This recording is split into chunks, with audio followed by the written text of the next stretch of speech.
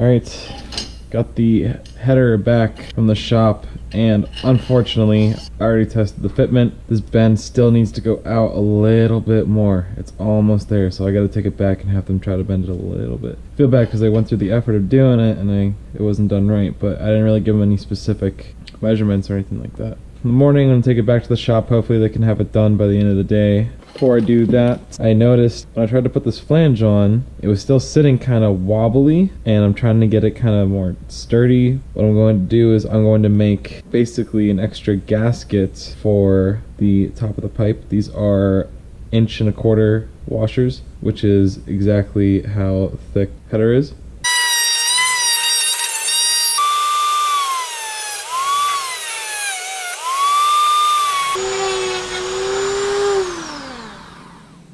Not too shabby, besides a little cleanup maybe, but it's gonna sit right on top of there. It doesn't look like it's really blocking any airflow.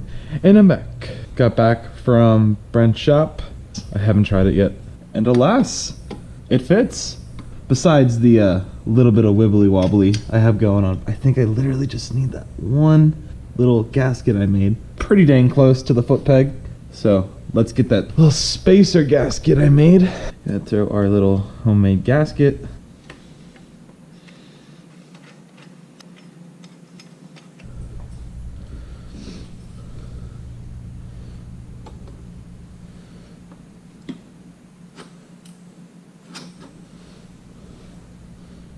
Here's my bracket. We don't really have a whole lot of wiggle room here. There's gonna be a clamp somewhere along here. This bracket is to slide in between the brake master, but maybe I can get it to slide into here. We can get the clamp right along this edge. Okay, wow, that was a huge pain in the ass. I'm so sorry I didn't get it on camera. That was way too much of a pain to sit there and record. I had to try a lot of different things.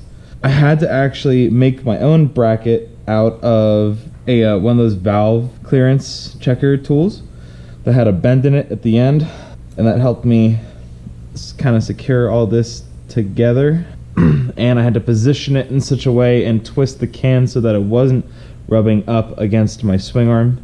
If you use a little bit of ingenuity, you can get it on too, but that was fucking difficult. That was a pain in the ass. I do want to get these springs on though and call it a day with this exhaust. I'm just gonna pull these over. Come on. There we go. Okay. So they're a little crooked, but it's not going anywhere. Let's see what it sounds like with the baffle in. Bike on, chokes up.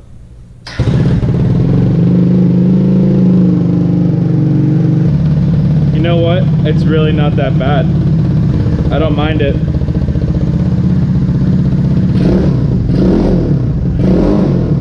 I'm gonna open up the garage door so I don't fumigate myself.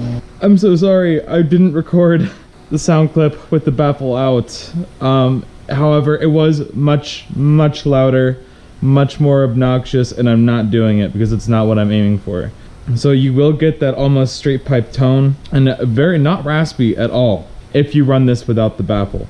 However, it's just too loud. I'm going to run it with the baffle in.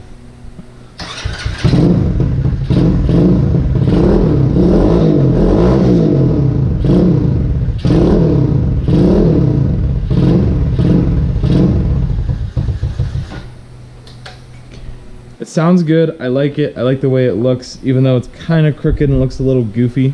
Yeah, see that? How it has to come out kind of at the side like that? That's the only way I could mount it. The only way. It does sound good though, but however, god damn, that was a pain in the ass.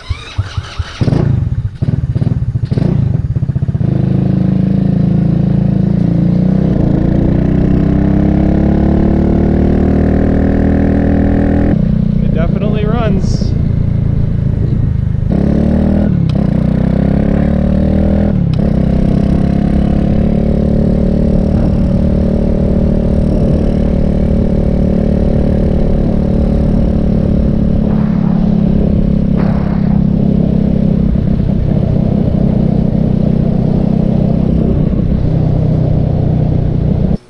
So it shifts. Brakes fucking suck on this thing, man. Oh, you know why? Because my rear brake is hitting my exhaust. Ah, shit. One problem at a time, though. Yeah, look at that. No wonder I can't get full brake pressure. Fuel mixture definitely is way fucked up. So man, that was quite the adventure to get it started and just be able to ride it around the neighborhood. I'm sure with the stock carburetor, if I could have gotten that thing to work, I would have been totally fine. I'd have been registered, plated on the road by now, having the time of my life. But it's again, we could not get it to work. All I'm waiting for is the jets. So I played with the idle screw on the carburetor, and with the new exhaust on and the idle screw played around with,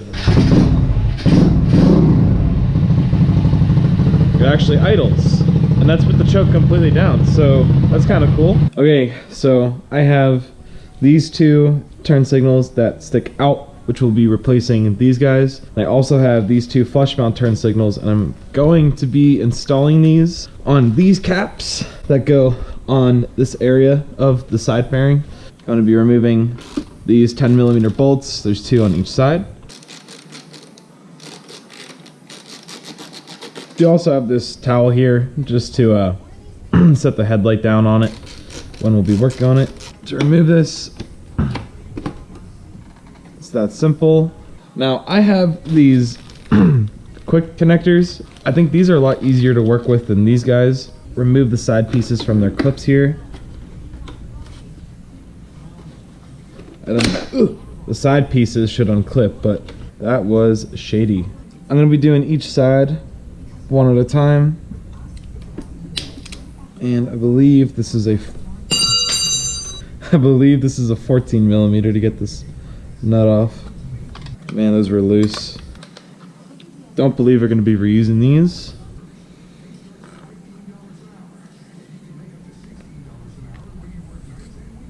Put that down here for now. I'm going to get one of my turn signals ready.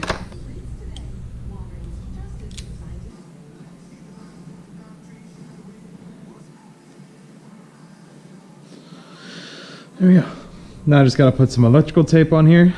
Then I gotta put the male end of this connector onto these wires right here. And then we can plug it in, test it, make sure that these work.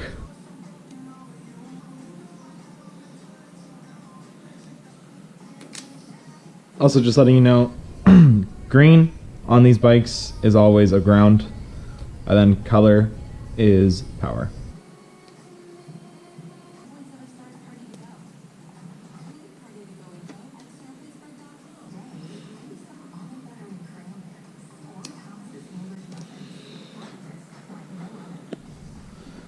So I think we were doing the left one, if I'm not mistaken.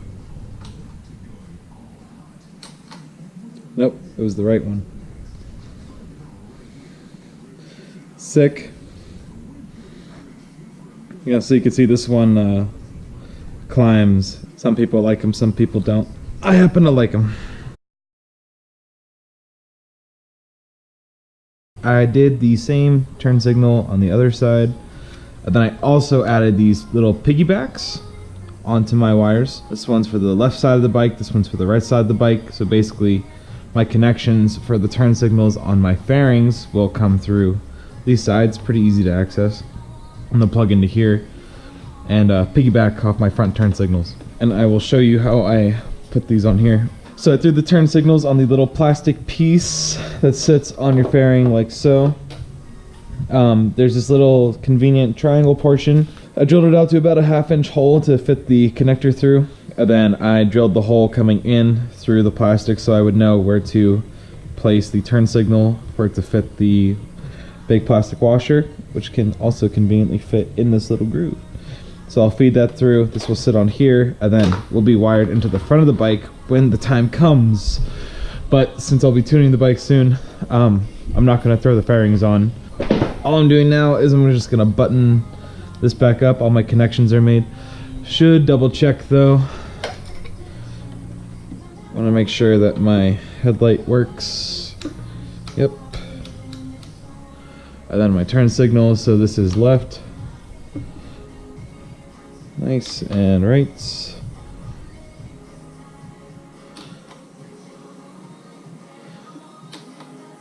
Sweet. Sweet. All buckled in.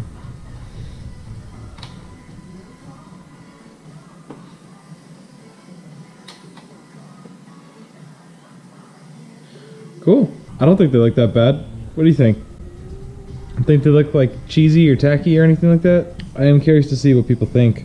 Next up, I will be doing a Fender Eliminator with the same style turn signals and the blacked out taillight. So here's the taillights. These are our brake lights.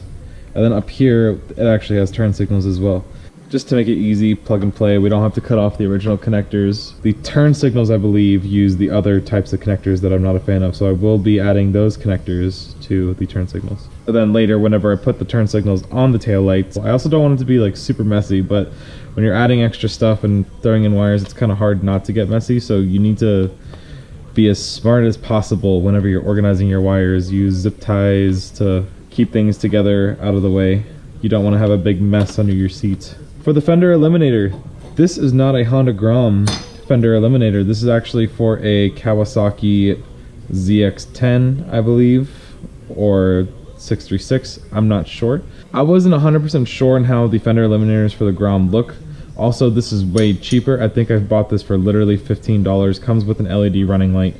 I'm sure it'll work perfectly fine. And I'll be basically custom mounting this to the underside of the bike. I already have a location in mind. This bracket will be on the inside. You have a hole for your wires to poke through, and this sits on top of the plastic. This goes underneath, and then it sandwiches it in place and holds it. One big thing about this Fender Eliminator is that it originally came with very long brackets. I actually cut those down, trimmed them, and then drilled holes for my turn signals. It really wasn't too difficult. You just need a Dremel with a cutting wheel and then a grinder to smooth out your edges, so just so you don't have anything sharp poking out. And then I spray painted some parts of it with like matte black spray paint. Not a perfect match, but I don't think anyone's really gonna care. I know I won't. We have this routing path for all the wires. Basically, they're going to sneak in through here. I'll go all the way up and then into the bike to keep them secure, out of the way, and as stealthy as possible. I've drilled in some holes here. We're gonna bundle up all of our wires together, throw some zip ties through these holes to secure them in place, then run them up. And then I have more holes for a second zip tie location, so that way it keeps a nice straight line going up here, and then we'll feed it into the bike. I might tint these over. You can also just get regular screws or bolts, I guess. I picked these up just in case I wanted to use them. Either way, don't really matter.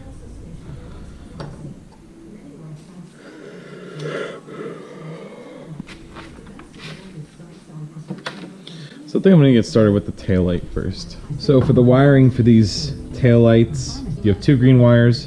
One of these is your running light. One of these is your brake light. Your black wire is your ground, and then your two yellow wires are your turn signals. So you'll have to kind of play with and guess which one does what. It's just the trial and error thing. So on the bike side, this connection right here is your tail light. This is your license plate light. These two green wires are your ground, and just like on the front, this blue and orange wire are your turn signals.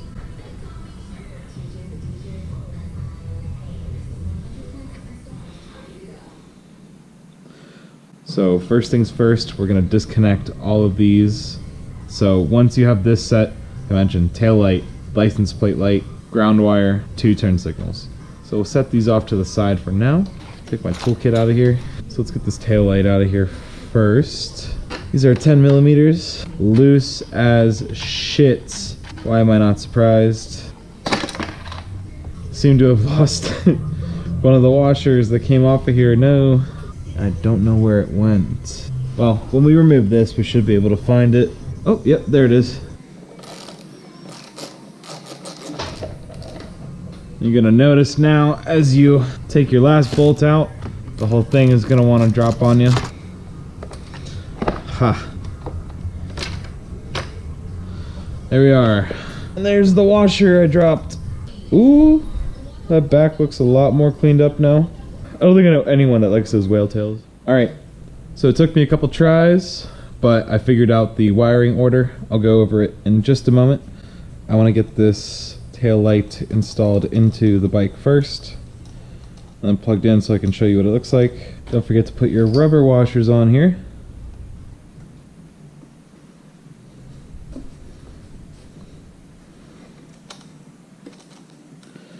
And alas, it looks like I had just enough washers to help with that space gap.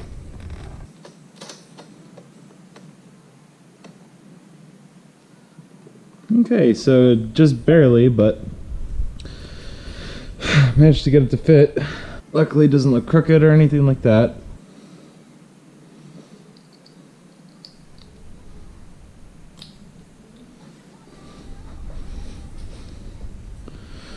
So that's what the taillight looks like.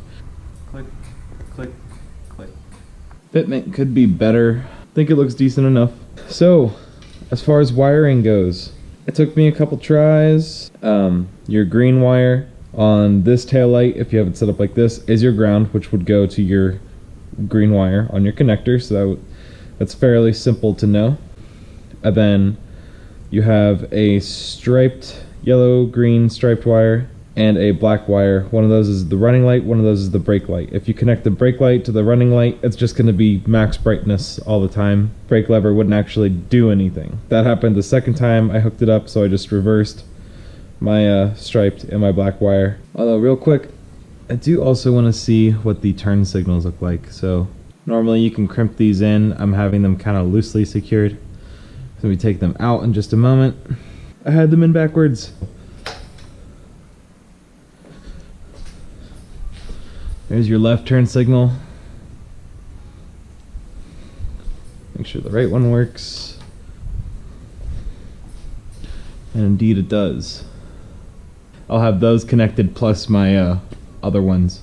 Have identified this one as the left turn signal, so I have these nifty little wire marker sticker books, and I'm just gonna mark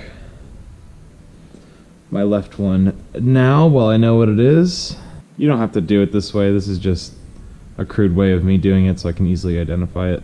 So essentially now we're good to hook up the Fender Eliminator and get the turn signals installed onto there. First, I do want to fill in these bolt holes. This thing kind of stays on pretty good. You don't really have to worry about it, but just for some extra security to keep this really like in place and all together, I'm going to use some of my hardware here to secure it down.